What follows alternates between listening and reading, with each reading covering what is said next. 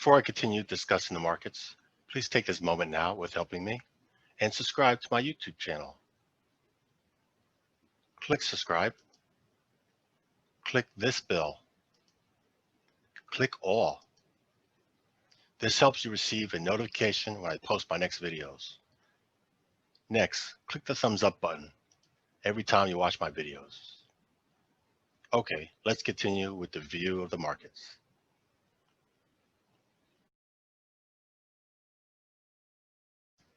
Good morning. It's 10:06 a.m. New York time, Sunday. Going to discuss stock equities along with equity indexes. Since we have a new administration going to come into office in the next few months, you're going to have institutions and retail investors either bring in new money or rotate current positions to new positions for what they believe will be the better industries. What's the institution? Institutions are money managers that manage your money. You don't manage it. You give it over to them.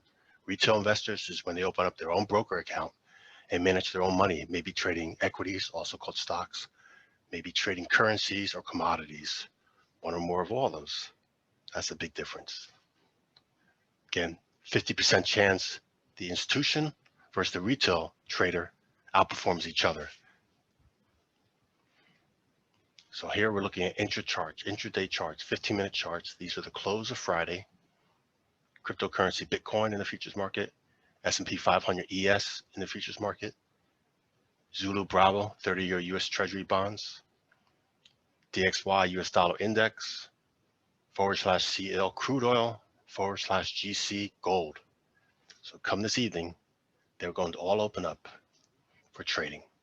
Again, if you have a broker, maybe your broker doesn't give you access to this data. You might consider looking for another broker that does. We'll start off with the equity indexes. There's 6 major equity indexes I look at, and these are the cash ones. S&P 500, NASDAQ 100, Dow Jones Industrial Average, Russell 2000, Dow Transports, Dow Utilities. Okay, the S&P 500 equity index is comprised of several smaller indexes. The NASDAQ 100, the Dow Jones Industrial, the Dow Transports, and Dow Utilities are all inside the S&P 500, where the Russell 2000 is its own index. We're looking at weekly charts. This candle represents all last week. It made a higher high, higher low than the prior week. It's in solid consolidation. Here's the all-time high for the year. Here's the all-time low for the year. Again, notice it's in a consolidation. Yes, it has been making staircase pattern higher, higher. NASDAQ 100 also made a higher high, higher low. It's in solid consolidation. All-time high for the year, all-time low for the year. The Dow Jones Industrial Average made a higher high, higher low. 2 weeks ago, it broke below this consolidation, came into midpoint of this consolidation, and this week made a higher, higher low. Again, consolidation broke down. This consolidation was lower than this one. So, and this is a swing high, this yellow horizontal line. But the bigger picture is there's been smart money rotating out of this. Let's see if it reverses. The Russell 2000 made a higher high, higher low, broke above this consolidation, but closed back inside it. Also broke above that swing high. This yellow horizontal line was that swing high. We broke above it, rejected it, closed back in. Consolidation, staircase patterns, higher high. But remember this week, this past week, this index did break out of this consolidation where the other 3 indexes did not. The Dow Transports formed the yellow candle inside bar. That means the high and low do not go above or below the prior week. That means indecision. We also, 2 weeks ago, we broke below this consolidation. And now we're inside, so indecision here. But the consolidations happen staircase higher high. These were 2 distribution days. Distribution means smart money is unloading, selling positions. It was happening here too. And if you'd like to understand how I know that, well, join my Patreon page. Dow Utilities. This index is heavily weighted in stocks that pay dividends for people that are not looking for growth stocks, but looking for stocks that will give them income from dividends. But they don't want to buy bonds. They're buying stocks that pay dividends to hopefully help for both growth and a dividend. Well, for the week, higher high, higher low, but it's still in solid consolidation, which is above this prior consolidation. So we zoom into each one, and right off the bat, do you notice something different? Yes, the Dow Transport formed an inside candle indecision. First, the other ones all closed green, and the consolidation, the only one that broke out was the Russell 2000. The other ones are still inside theirs. Let's go to comparison. We're looking at monthly charts over a 10-year period. These are line charts. The last price represents the close. Sorry, the last price, the line price is just that. It gets data from one price, and that's the price point for the close of that period of time, or instead of showing the high and low. But this is the high for 10 years. So here we go. Comparison of the stock index S&P 500. And let's just compare it with institutional money. Again, you could buy this individual stocks in this index, or you could buy a stock ETF that's in it called SPY. Or you could buy another stock index inside the S&P 500. So the SPX is a cash stock index. If you want to trade that as a stock ETF, the symbol's SPY, Sierra Papa Yankee. If you want to trade one of the stock indexes inside the SPY, there you go, the QQQ. But let's look at mutual funds, institutional money. Maybe you heard of a company called Fidelity and one of their value funds. Or just compare it to see if it's performing better. No. So if you're having this company manage your money for this mutual fund, it's underperforming the S&P 500 cash index. So you're paying a fee for them to manage your money, and they're underperforming the stock index of S&P 500. Yeah.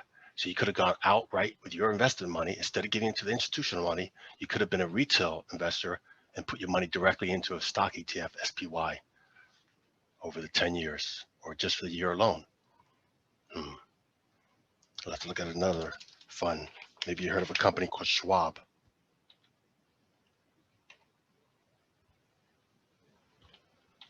We'll look at one of their mutual funds.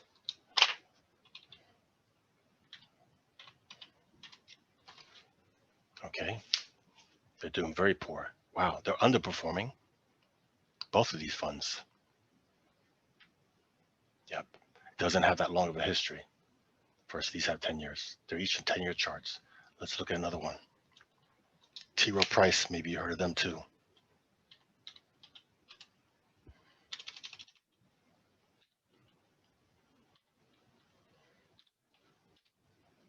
So this is just one fund in the family we're looking at. Again, these are value funds inside those companies. This one is underperforming the S&P 500. So you're having institutional, some person or persons manage this mutual fund, and they're underperforming the S&P 500. That's your choice. It's your money. You work for it, and you decide money management. Again, everything that's losing here, and if you keep putting money in here, it keeps losing. You're not keeping up with the cost of living. Let's look at something else, just a comparison.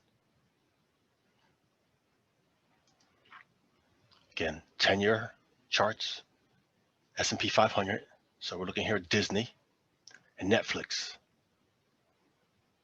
All-time high of Disney was last year. All-time high of the S&P 500 is this year. All-time high of Netflix is this year. Big difference, big difference. And if you zoom in, just look at this year alone. The S&P 500 is currently near its all-time high, where Netflix is off of the high. Same with Disney.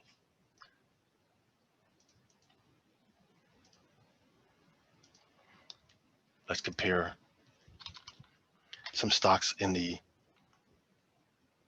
aerospace and military, Boeing, General Dynamics. These companies were doing good at the beginning of 2017. Actually, they were doing good from 2016. They turned around 2016 before there was even a election for the current president or even anybody know who was going to be the current president. So they'd already turned around in 2016. The new president came in 2017, Boeing went up. And since 2018, or the end of 2018, 2 years ago, this stock already turned down. General Dynamics also at the end of 2017 turned down, rolled over, went lower. So you could have been better off in the stock equity index, S&P 500. Let's look at some other military aerospace. Lockheed Martin, also off its highs, declining. Northrop, wow, another big defense aerospace, down, huge. Raytheon, wow, terrible. They are a huge down. They turned down. Let's look at some firearm manufacturers. Smith & Wesson and Ruger.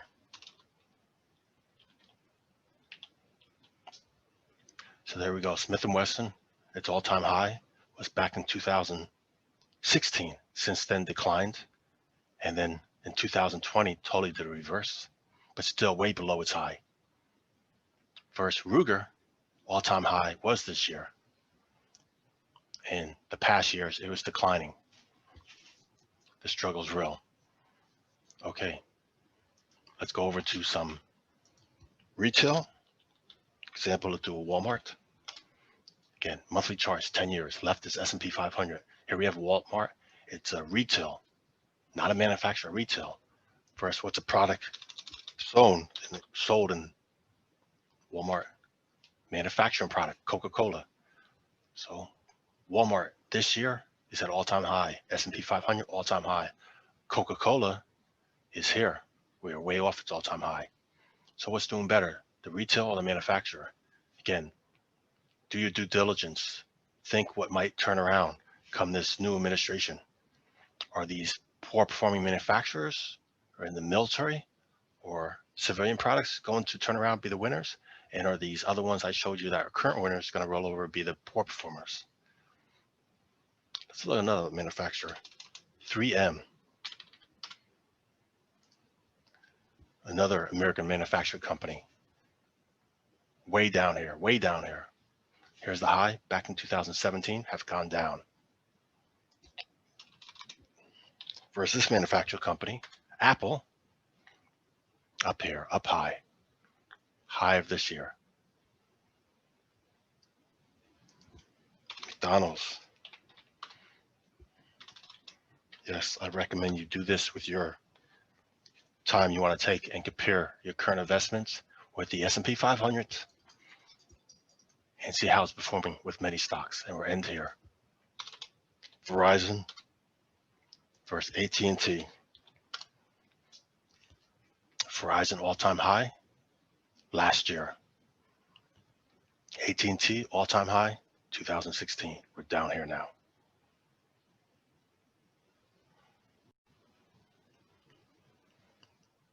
If you like this market information I've shared and want to learn more with greater detail, step-by-step training, I have a Patreon page. I share trade ideas for earning monthly income. Below in the description box, click Show More. Scroll down. This link here, click on it. Take you here to my Patreon page. Select the membership and join. Then you have access to unlock my posts.